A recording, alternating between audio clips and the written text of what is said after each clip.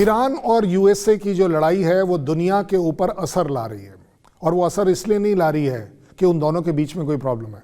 वो प्रॉब्लम क्योंकि यूएस की जो प्रॉब्लम है वो दुनिया की प्रॉब्लम होनी चाहिए, वो मिडिल ईस्ट की प्रॉब्लम होनी चाहिए। और इसी तरह ईरान ने भी डिसाइड किया है कि अगर उसके ऊपर कोई प्रॉब्लम आ रही है तो वो उसकी अकेले कंट्री की नहीं है। न्यूक्लियर पावर अगर वो अपने आप को बना रहा है तो वो अपने आप के लिए नहीं बना रहा, वो अपनी पूरी की पूरी मिडिल ईस्ट के लिए बना रहा है। ये उसका क्लेम है कि उसके ऊपर अगर किसी भी तरह का अटैक होता है तो वो मिडिल ईस्ट में अटैक करेगा, वो मिडिल ईस्ट के अपने ही इस्लामिक भाइयों के ऊपर अटैक करेगा। अगर इन दोनों चीज़ों को बड़े निष्पक्ष होकर, क्योंकि इंडिया अकेला ऐसा कंट्री है जिसके रिलेशन दोनों के साथ जनरली सही हैं, ट्रम्प टैरिफ को छोड़कर यूएस के साथ हमारे रिलेशंस में कोई कमी नहीं है। उससे भी बड़ी बात यह होगी कि क्या हम यूएस को देखें या ईरान को देखें। मुझे लगता है इंडिया ने बड़ा अच्छा स्टैंड लिया है कि हम सच्चाई को देखें, सीधाई को देखें, करेक्टनेस को देखें। करेक्टनेस ये ज़रूर बोलती है कि यूएस को कोई हक नहीं है किसी भी कंट्री के ऊपर जाकर अपना दबदबा बनाना या उसको ऑक्यूपाई करना। अगर आप ग्रीनलैंड की तरफ देख रहे हैं, वेनेजुएला की तरफ देख रहे हैं, वहाँ चाइना जो है ताइवान की तरफ देख रहा है, अगर इस चीज़ को ही सपोर्ट किया गया या करता जाए तो इसका मतलब तो ये हो जाएगा कि कल इंडिया का पाकिस्तान की तरफ देखना जायज़ होगा, बांग्लादेश की तरफ देखना भी जायज़ होगा। वो ट्रंप को मंजूर नहीं है, वो यूएस को मंजूर नहीं है।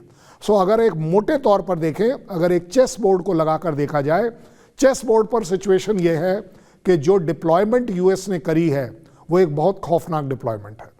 अगर आप एयरक्राफ्ट कैरियर डिप्लॉय करते हैं, सबमरीन्स डिप्लॉय कर रहे हैं, डिस्ट्रॉयर्स डिप्लॉय कर रहे हैं, दैट मीन्स इससे बड़ी पावर ही कोई नहीं चाहिए आपको समुद्र के अंदर।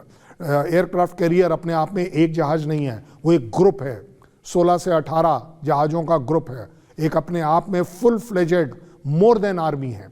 सो एक वो हो गया। दूसरा, जिस तरीके से उसने F-35 को जॉर्डन में और बाकी जगहों पर डिप्लॉय किया है, किस लिए किया है? ये एक एरियल ब्लॉकेड की बात कर रहा हूँ, एक एरियल डोमिनेंस की बात कर रहा हूँ।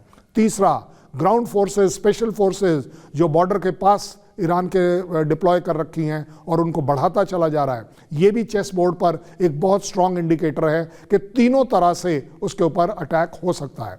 चौथा अटैक है साइबर अटैक, पांचवा अटैक है इंफॉर्मेशन अटैक, छठा अटैक है प्रोपोगंडा अटैक, सातवां अटैक है कि ईरान की जनता को भड़काया हुआ है इस समय।